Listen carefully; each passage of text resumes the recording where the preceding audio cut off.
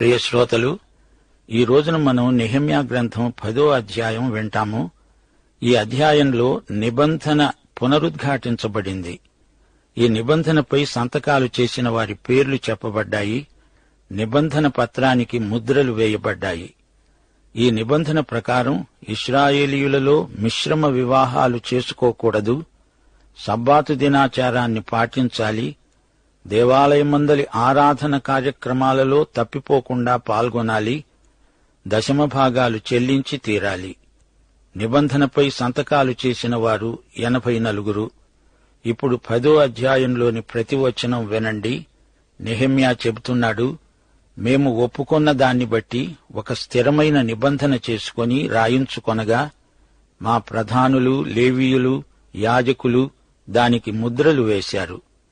దానికి ముద్రలు వేసిన వారెవరనగా నెహెమ్యా, సిద్కియా, శెరాయా, అజర్యా, ఇర్మియా, Pashhur, Amariah, Malchijah, హట్టూషు, షబన్యా, మల్లూషు, Harim, Meremoth, ఓబద్యా, గినెతోను, బారూకు, మెషుల్లాము, అబీయా, మియామిను, మయజ్యా, బల్గయి, షమయ. వీరందరూ యాజకులు. ఇక లేవీయులు ఎవరనగా యెషూవా, బిన్నూయి, కద్మీయేలు, షెబన్యా, హోదీయా, కెలీలు, పెలాయా, హానాను, మీకా, రెహూబా, హషబ్యా, జక్కూరు, షేరేబ్యా, షెబన్యా, హోదీయా, బానీ, బెనూను. జనులలో ప్రధానులు ఎవరనగా పరోషు, పహత్మోయాబు, ఏలాము, జత్తు, బానీ, బున్ని, అజ్గాదు, బేబై, అదోనియా, బిగ్వయి ఆదీను.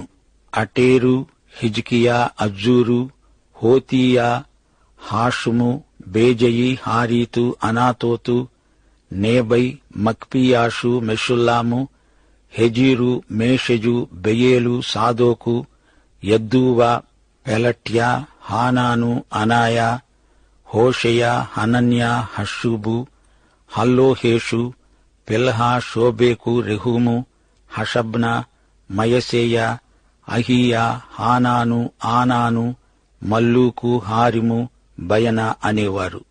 అయితే జనులలో మిగిలిన వారు, అనగా దేవుని ధర్మశాస్త్రానికి విధేయులు అయ్యేటట్లు దేశ ప్రజలలో ఉండకుండా తమను తాము వేరుపరుచుకొనిన యాజకులు, లేవీయులు, ద్వారపాలకులు, గాయకులు, నెతేనీయులు అందరూ దేవుని దాసుడైన మోషే ద్వారా నియమించబడిన దేవుని ధర్మశాస్త్రమును అనుసరించి నడుచుకుంటూ మన ప్రభువైన యెహోవా నిబంధనలను, కట్టడలను అనుసరిస్తామని శపథము పూని ప్రమాణము చేయడానికి కూడి వచ్చారు.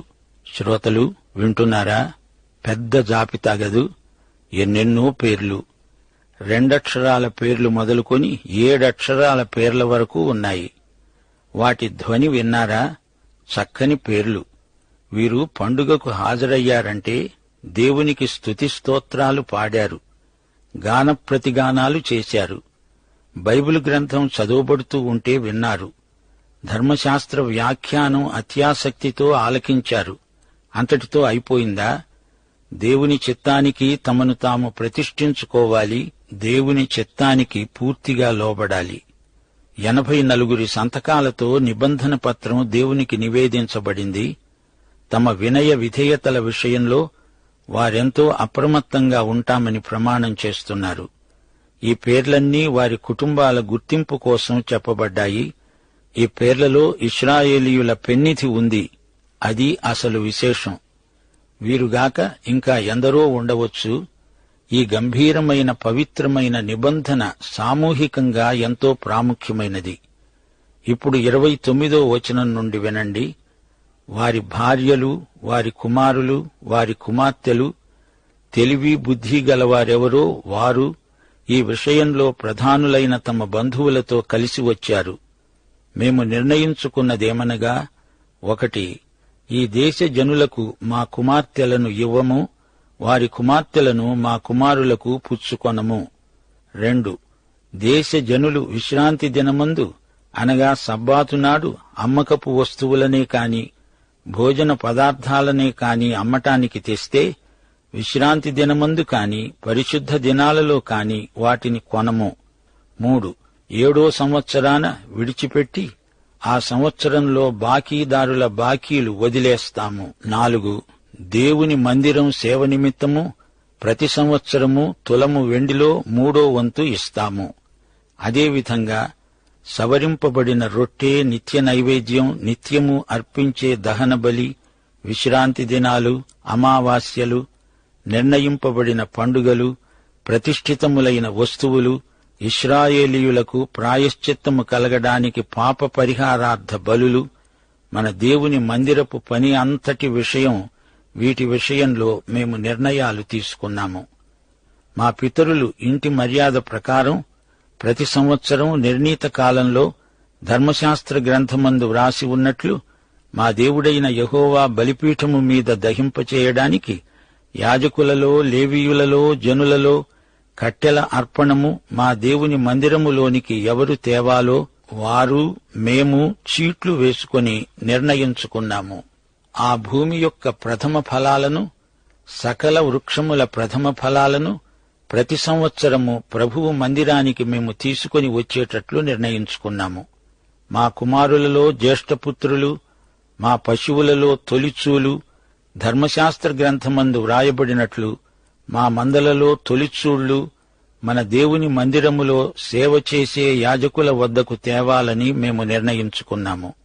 ఇదీగాక మా పిండిలో ప్రథమ ఫలం, ప్రతిష్ఠార్పణలు, సకల విధములైన వృక్షఫలాలు, ద్రాక్షరసము, నూనె మొదలైన వాటిని మా దేవుని మందిరపు గదులలోనికి యాజకుల వద్దకు తెచ్చేటట్లు మా భూమి పంటలో 10వ వంతు లేవీయుల వద్దకు తీసుకురావడానికి ప్రతి పట్టణములోనున్న మా పంటలో 10వ వంతు ఆ లేవీయులకు ఇవ్వాలని నిర్ణయించుకున్నాము.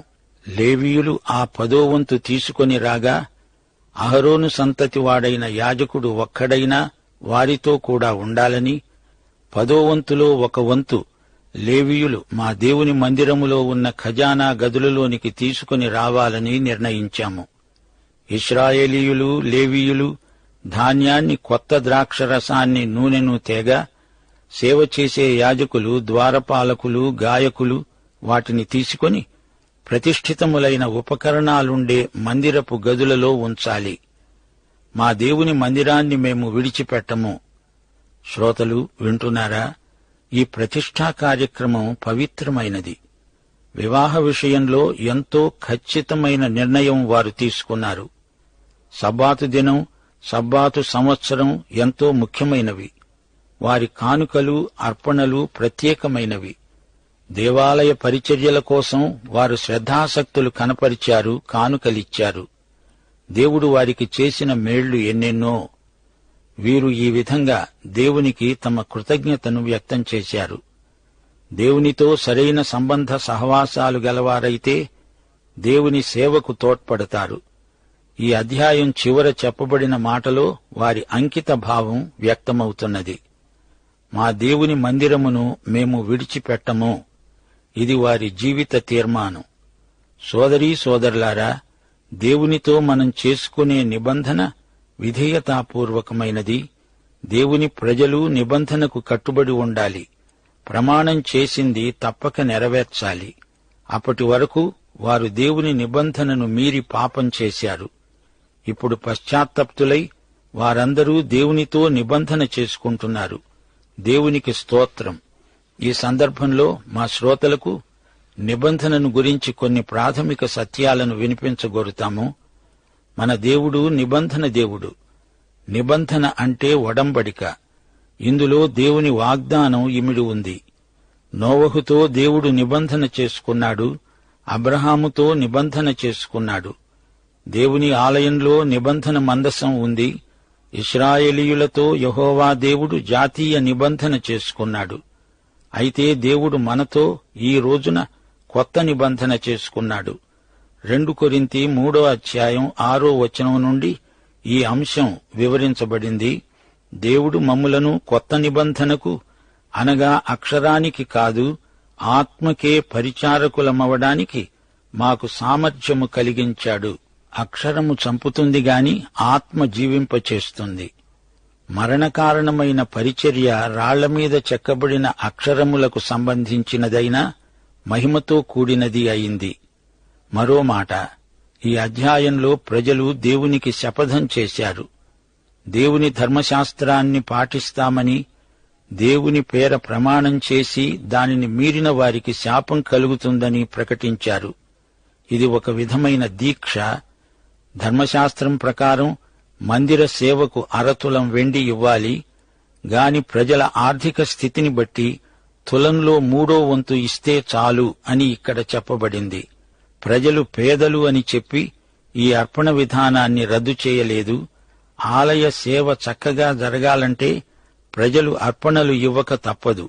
ఇది వారి ఆధ్యాత్మిక క్షేమానికి ఎంతో అవసరం. పేదరికంలో కూడా నూతన నిబంధన సంఘంలో అర్పణలిచ్చారు. 2 కొరింథీ 8వ అధ్యాయం 1-4 వరకు పౌలంటున్నాడు, సహోదరులారా, మాసిదోనియ సంఘాలకు అనుగ్రహింపబడి ఉన్న దేవుని కృపను గూర్చి మీకు తెలియచేస్తున్నాను. వారు బహుశ్రమ వలన పరీక్షించబడగా అత్యధికముగా సంతోషించారు. వారు నిరుపేదలైనా వారి దాతృత్వము బహుగా విస్తరించింది. ఈ కృప విషయములో పరిశుద్ధుల కొరకైన పరిచర్యలో పాలు పొందే విషయంలో మనఃపూర్వకంగా మమ్మలను వేడుకుంటూ వారు తమ సామర్థ్యము కొలది మాత్రమే కాక సామర్థ్యము కంటే ఎక్కువగా తమంతట తామే ఇచ్చారని మీకు సాక్ష్యమిస్తున్నాను. 37వ వచనంలో 10వ భాగం చెల్లించే విషయం ప్రస్తావించబడింది. 10వ భాగార్పణ ప్రాథమిక దాతృత్వం.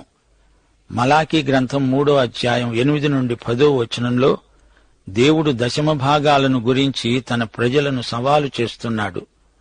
నా మందిరంలో ఆహారము ఉండేటట్లు 10వ భాగమంతా నా మందిరపు నిధిలోనికి తీసుకురండి.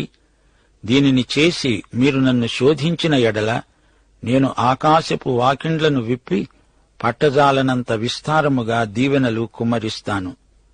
ఆలయంలో పనిచేసే వారి పోషణ 10వ భాగాల అర్పణల వల్లే జరుగుతుంది. దేవుని పని ఎడతెగక కొనసాగాలంటే ప్రజలు ఇలాంటి అర్పణలివ్వాలి. ఇది వీరి బాధ్యత, ఆధిక్యము కూడా. అయితే ఇక్కడ మరో విశేషం మా శ్రోతలు గ్రహించాలి. తమ పోషణ కోసమై 10వ భాగాలు తీసుకునే లేవీయులు కూడా తిరిగి 10వ భాగాలివ్వాలి. దేవుని పనిని, దేవుని ఆలయాన్ని, దేవుని సేవకులను అలక్ష్యం చేయడం దేవుని పట్ల వీరికి ప్రేమ లేదని సూచిస్తుంది. ప్రాకారాల మరమ్మతు పూర్తి అయింది. మోషే ధర్మశాస్త్రం పునరుద్ధరించబడింది. ద్వితీయోపదేశకాండం 8వ అధ్యాయంలో దేవుడు తన ప్రజలతో చేసుకున్న నిబంధన పునరుద్ఘాటించబడింది. అది అప్పటి నిబంధనే అయినా ఇందులోని కొన్ని సూత్రాలు నేటికి మనకు కూడా వర్తిస్తాయి. క్రమంగా గుడికి వెళ్లడం, ఆరాధనలో పాల్గొనడం అనే వాటికి మాత్రమే మన భక్తి విశ్వాసాలు పరిమితం కావు.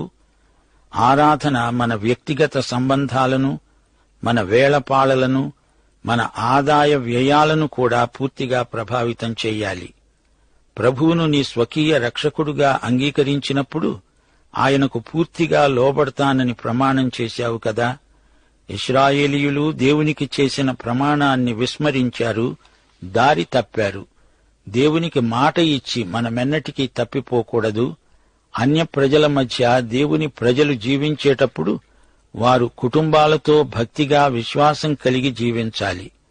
అన్యజనాంగాలతో వియ్యమందకూడదని, వివాహ సంబంధాలు పెట్టుకోకూడదని దేవుడు ఖండితంగా శాసించాడు. అయినా దేవుని ఆజ్ఞను మీరి వీరు అన్యులతో మిశ్రమ వివాహాలు చేసుకొని జాతీయంగా సాంకర్య సంస్కృతిని సృష్టించుకొని ఎంతో నష్టపోయారు. ఇది మనకు చరిత్ర నేర్పిన పాఠం. దేవుని మాట ఎందుకు వినలేదు? దానికి ఫలితంగా వారి అభివృద్ధి కుంటుపడింది. అన్యజాతుల మధ్య అప్రతిష్ట పాలయ్యారు. ప్రజల మధ్య ధన వ్యామోహం ఎక్కువైంది. విశ్రాంతి దినాన పనిచేయడం, వ్యాపారం చేయడం మొదలైన వ్యాసంగాలు మానేస్తామని శపథం చేశారు. ఇది గొప్ప ఉజ్జీవం. దేవునికి స్తోత్రం. ధన సంపాదనమే మా ధ్యేయం కాదని, దేవుని మహిమనే అన్వేషిస్తామని వారు దీక్ష తీసుకున్నారు. మన అనుకూలత, లాభం ఒక చెంప, దేవుని మహిమ మరో చెంప, ఈ రెండిటి మధ్య ఊగిసలాడే విశ్వాసం లోపభూయిష్టమైనది. సోదరుడా, సోదరి, నీ పని, ఆరాధన ఈ రెండిటినీ ఒకసారి పరీక్షించి చూచుకో. ఈ రెండిటిలో దేవునికి ప్రథమ స్థానమిస్తున్నావా? దేవాలయం నిర్మించబడి అప్పటికి 70 సంవత్సరాలైంది. జెరుబ్బాబెలు హయాములో ఆలయ నిర్మాణం జరిగింది.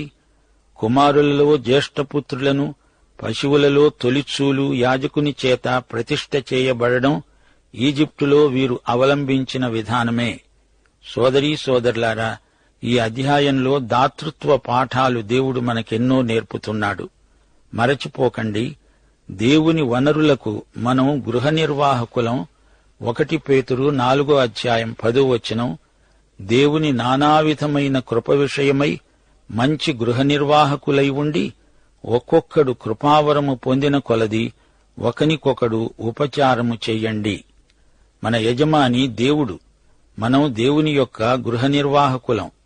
1 దినవృత్తాంతములు 29:14 సమస్తము నీ వలననే కలిగింది గదా, నీ స్వసంపాద్యములో కొంత మేము నీకిచ్చి ఉన్నాము. ఇది దాతృత్వంలో మన అవగాహన. ముగింపులో యాకోబు పత్రిక 1:17 మీ హృదయాలపై ముద్రించగోరుతాము. శ్రేష్టమైన ప్రతి ఈవి, సంపూర్ణమైన ప్రతివరము పరలోక సంబంధమైనదై జ్యోతిర్మయుడైన తండ్రి వద్ద నుండి వస్తుంది. ఆయన యందు ఏ చంచలత్వమైన గమనాగమనముల వల్ల కలిగే ఏ ఛాయ అయినా లేదు. దేవునికి స్తోత్రం. ప్రభువైన యేసుక్రీస్తు కృపాబాహుళ్యము, తండ్రి అయిన దేవుని అగాపే ప్రేమ, పరిశుద్ధాత్మ యొక్క నిత్య సహవాసము మనందరికీ తోడై ఉండునుగాక. ఆమేన్. 1. దేవుడు నిబంధన దేవుడు. ఆయన మనతో చేసుకున్నది కృపానిబంధన. దానికి ప్రతిస్పందనగా మనం దేవునితో విధేయతా నిబంధన చేసుకుంటాము. దేవుడు నిబంధన దేవుడు, మనము నిబంధన ప్రజలం. యేసుక్రీస్తు మధ్యవర్తి. నెహెమ్యా ప్రజలందరి చేత నిబంధన పత్రం మీద సంతకాలు పెట్టించాడు. 2. మిశ్రమ వివాహాలు నిషిద్ధం. విశ్రాంతి దినాచారాన్ని పాటించి తీరాలి. ప్రథమ ఫలం దేవునికి అర్పించాలి. నాడు నేడు ఇవే నియమాలు విశ్వాసులందరూ పాటిస్తారు. 3. మా దేవుని మందిరాన్ని మేము విడిచిపెట్టము అని అలనాడు నెహెమ్యా కాలంలో ప్రజలు తీర్మానం చేశారు. క్రీస్తే మన ఆలయం. ధైర్యము, నిరీక్షణ వలని ఉత్సాహము తుదమట్టుకు చేపట్టిన ఎడల మనమే ఆయన ఇల్లు. దాతృత్వానికి పేదరికం అడ్డు రాకూడదు. ఇచ్చే దేవునికి చెందిన ప్రజలు ఇచ్చేవారే. ఈ విషయంలో దేవుని బిడ్డలు వెనకా ముందు చూడకూడదు, ఇవ్వాల్సిందే. 5. ఆరాధన దేవుని మందిరానికే పరిమితం కాదు. మన వ్యక్తిగత సంబంధాలను, మన ఆదాయ వ్యయాలను, మన వేళపాళలను కూడా ఆరాధన ప్రభావితం చెయ్యాలి. ఇవి నేటి పాఠంలోని ముఖ్యాంశాలు.